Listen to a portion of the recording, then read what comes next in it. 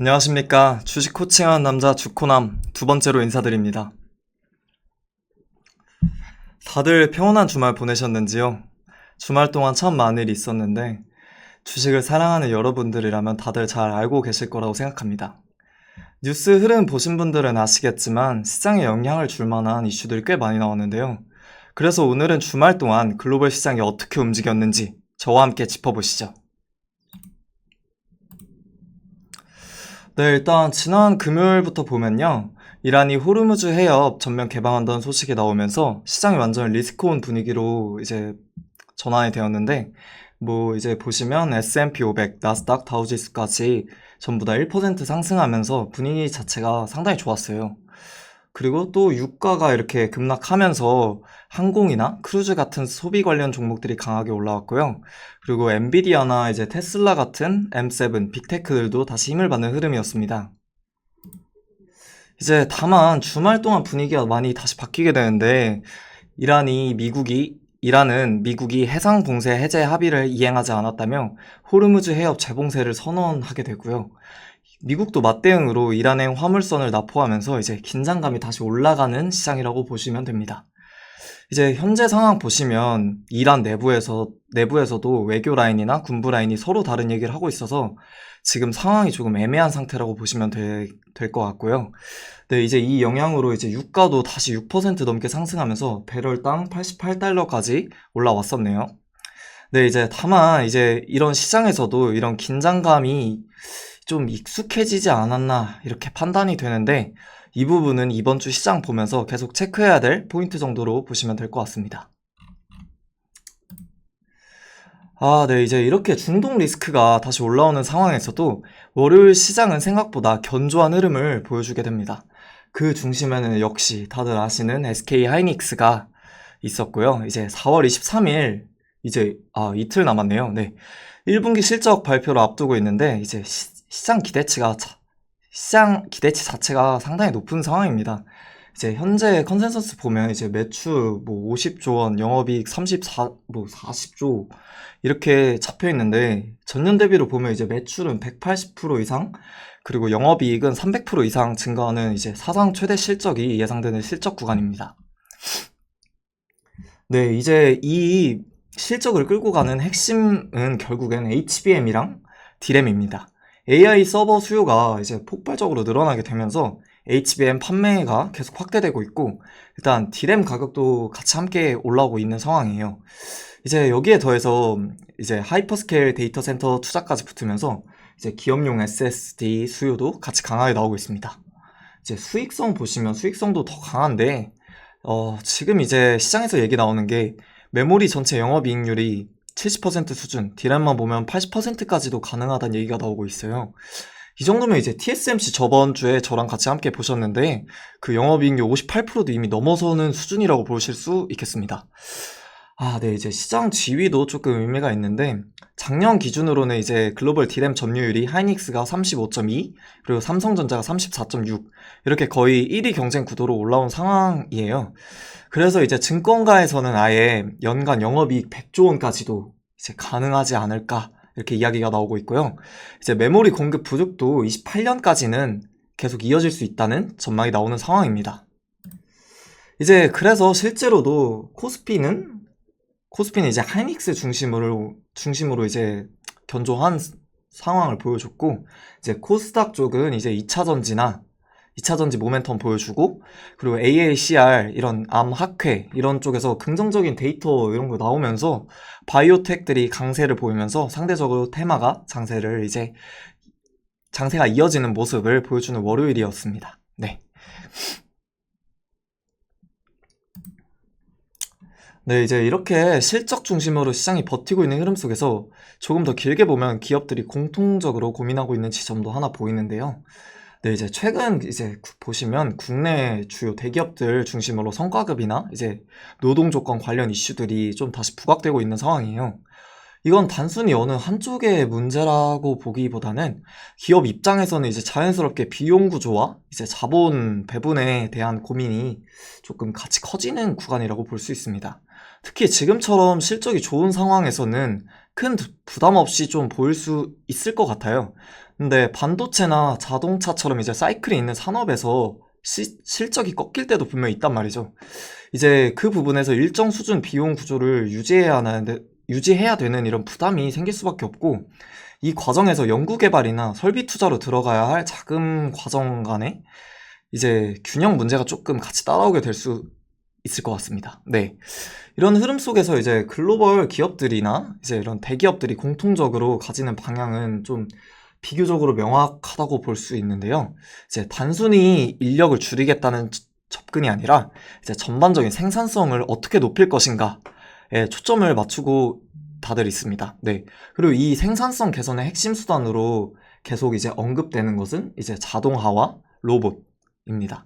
근데 이제 로봇 산업은 단순한 이제 비용 절감 차원을 넘어서 이제 반복적인 공정의 자동화, 생산 안정성의 확보, 그리고 인력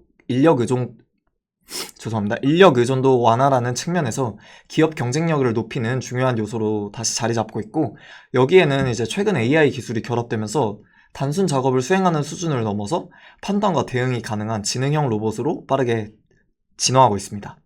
그래서 지금 시장을 보시면 이제 반도체처럼 이미 실적이 강하게 나오는 축은 이제 그대로 가져가시되, 이제 그 다음 흐름으로 이제 이러한 생산성 개선과 연결된 이제 로봇이나 이제 자동화 산업을 함께 볼 필요가 있다는 구간이라고 판단이 되고요. 이제 앞으로 산업 구조의 변화의 방향성 자체가 이쪽으로 이어질 가능성이 좀 높기 때문에 단순한 테마 접근이라기보다, 테마도 맞지만 이제 좀 중장기적 관점에서 한번 다시 체크해 볼 만한 영역이지 않을까, 이렇게 보시면 좋을 것 같습니다. 네, 이제 그래서 오늘은 이 로봇 산업, 왜 지금 시점에서 중요하게 봐야 되는지, 그리고 어떤 기업을 체크하면 조금 좋을지 한번 같이 보시죠.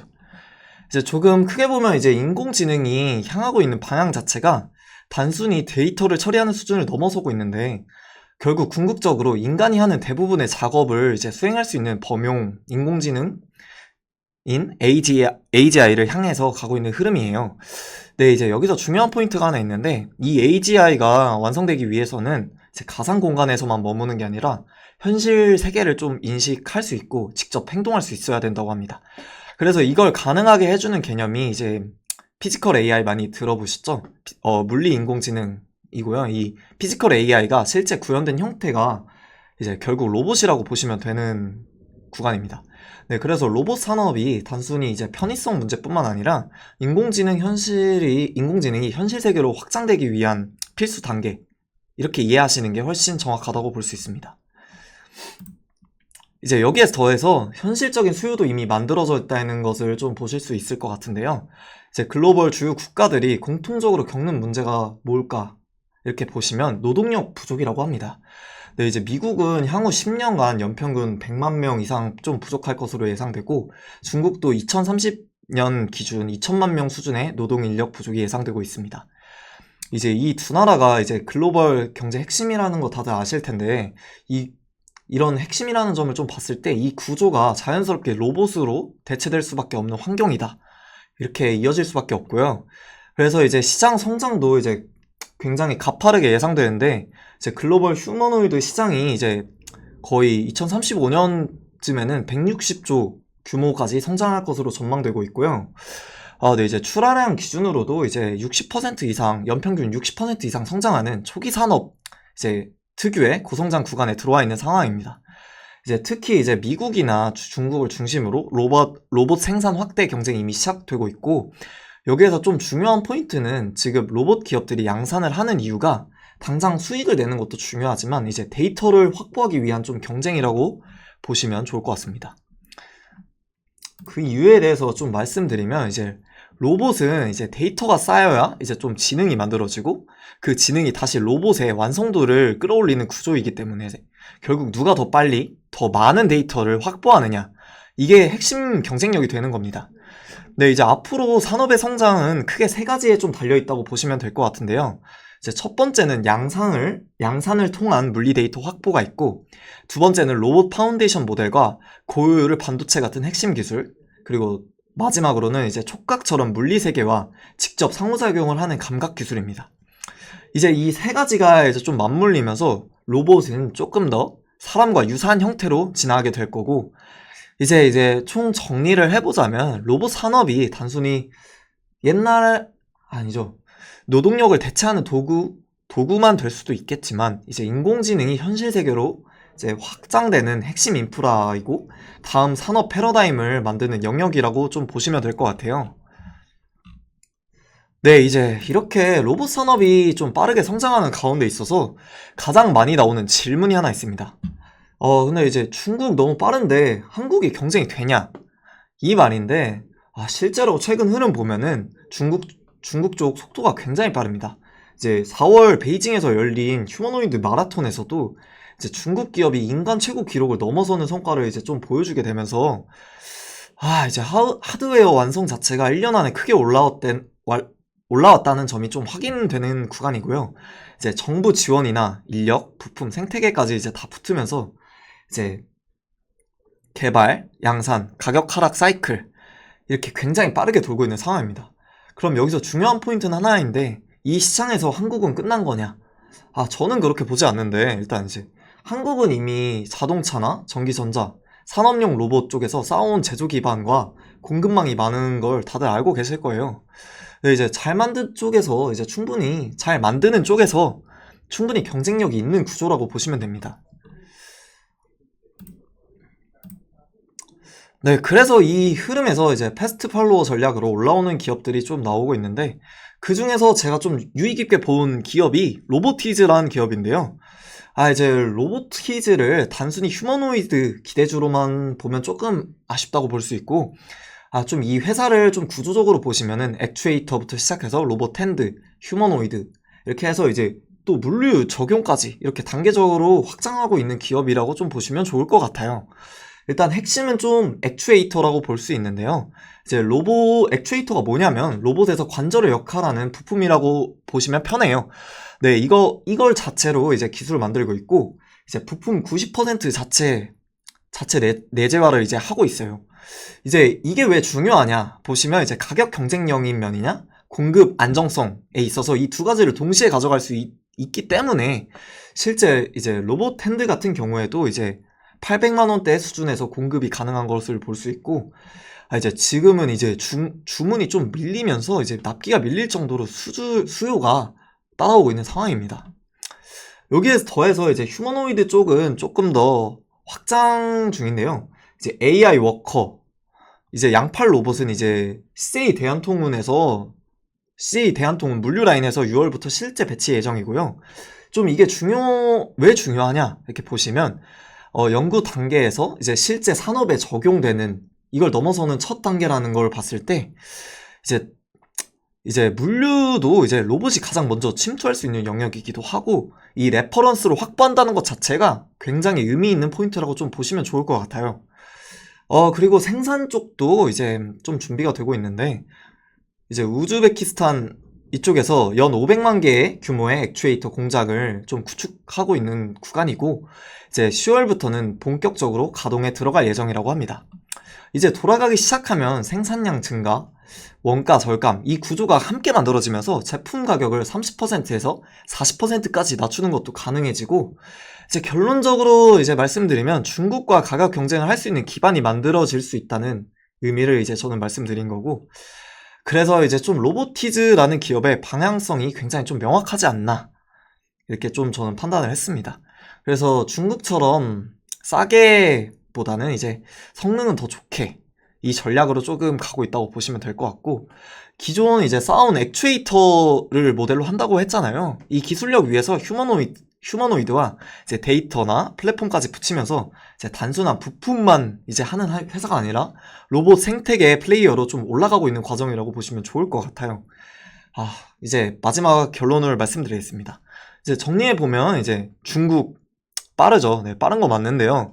하지만 그 안에서 이제 가격이나 성능, 이제 실제 적용 레퍼런스가 어떤 게 있는지, 이 세 가지를 동시에 가져갈 수 있는 기업은 아직 좀 많지 않은 상황이라고 보고 있고, 그 중에서 로보티즈는 이제 물류 적용, 앞서 말씀드린 이제 CJ 대한통운, 그리고 액추에이터 경쟁력이 있고 생산 능력이 확보되었다는 점에서 조금 이제 그림이 좀 선명해지고 있는 기업이지 않을까, 그래서 저는 이 기업을 단순 테마가 아니라 로봇 산업 초기에 이제 구조적으로 올라올 수 있는 후보군이라고 이렇게 보고 있고, 지금 시점에서 이제 관심 있게 계속 트래킹해 볼 필요가 있는 종목이라고 좀 보고 있습니다.